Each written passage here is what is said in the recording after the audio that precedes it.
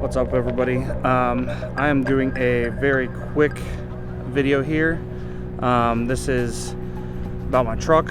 I kind of wanted to go over what I did wrong in this first build, things that maybe you could do to avoid to help you out, and then, you know, some of the things that I liked and I'll probably do on future builds. So starting out, when I bought this truck, it had this bracket lift right here, and I didn't know anything about trucks. I just saw, you know, when I pulled up and it was sitting pretty good, you know, even on like some stock rims and you know, smaller wheels and stuff. I thought it looked good, and I knew it would get me into the mountains where I wanted to go. But that bracket lift, for those of you who don't know, can cause some big issues. So with that bracket lift, you end up having a worse turning radius, but then also you have to cut and weld the cross member there. So to fix it, you have to do a ton of work. So you have to do very custom suspension to this truck in order to make it drive right, because going up over, you know, a few inches in any lift is going to really mess with your alignment, which is something I found out doing this truck. Eventually, when I first did this, I'll show you the tire in the back here.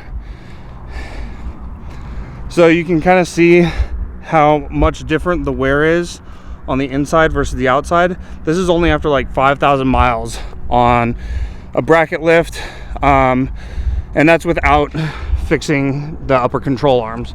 So I ran through my first set of BFG KO2s really fast. The inside was basically like racing slicks.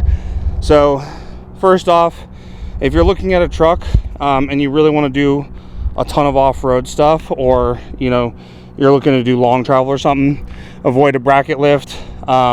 If you're just looking for a lift, hey, it's a cheap option. Cool, it's up to you. So that was the first mistake. So kind of, you know, if I was for the next truck, I'm getting something that's going to be as stock as possible. So that was the first mistake. Moving on up, the second mistake was lighting. Not too much as far as mistakes on this one, but the lights that I never use are these ditch lights right here. I really don't utilize those at all. So pretty much always use the ambers if it's dark out, and the spread on these S2s is actually stellar. So I like the amber lighting down there. I haven't really had any need for the ditch lights, so that was kind of a you know, lighting choice that cost money, but I didn't really need to do. This one, I don't know, I kind of feel like there's a cheaper option to do this, more of a standalone scene lighting. You know, I can just get like a camp light and set it up on the ground, but these are I use to kind of do scene lighting outside the truck, like going up to camp or something like that. But I don't know, I just feel like there's a better, cheaper option. So that's kind of, those two lights are things that I don't find super necessary. The next big mistake here, make sure I don't slip on the snow. So I bought a truck to use for truck stuff, and having this bumper on the back, while it looks cool, the swing out was a pain in the ass when it came to using the bumper for truck stuff. You know, especially on a 5-foot bed Tacoma, trying to put in plywood or anything like that, it's just creates a big hassle, because you have to actually like figure out a way to put the plywood in a way that goes up over here, like usually sticks up higher. So I would end up pulling this off during the summers, and then it's a pain in the ass to put back on in the winter. So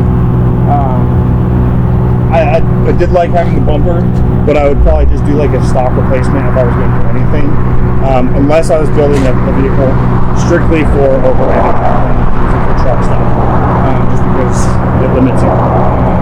So, and it's heavy for a Toyota. You know, the payload's not great, so adding that much weight to the back end is not great. The other thing that I already took out of here, but for the longest time I had a deck system.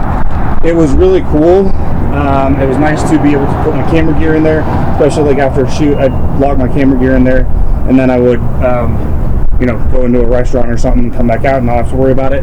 But it came up to about here, so every time I would use my truck for truck stuff, I ended up having to strap down like 2 bags of mulch, just so that it didn't like fall out. So that kind of sucked.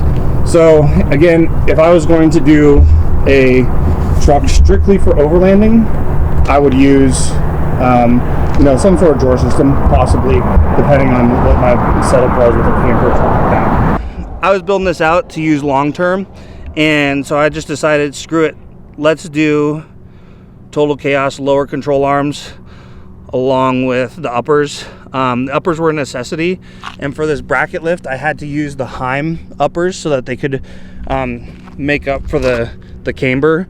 Those are great, I love those, but these ones, they're awesome, but they're expensive and I didn't need them for this build. So unless you absolutely need them, I wouldn't replace your lowers. So that's my other big mistake on that one, was just spending money on that. Yeah, some of the other things, the tires, that was a must. I always will be putting on better tires, preferably Toyo, because I love the way that Toyos run. Right now these are the Open Country RT Trails, and I've had these in all weather conditions and they're great. But and then Methods, I do love Methods. That bead grip technology on those, you can run them at a super low pressure and not worry about the bead coming off. So it is an awesome wheel there.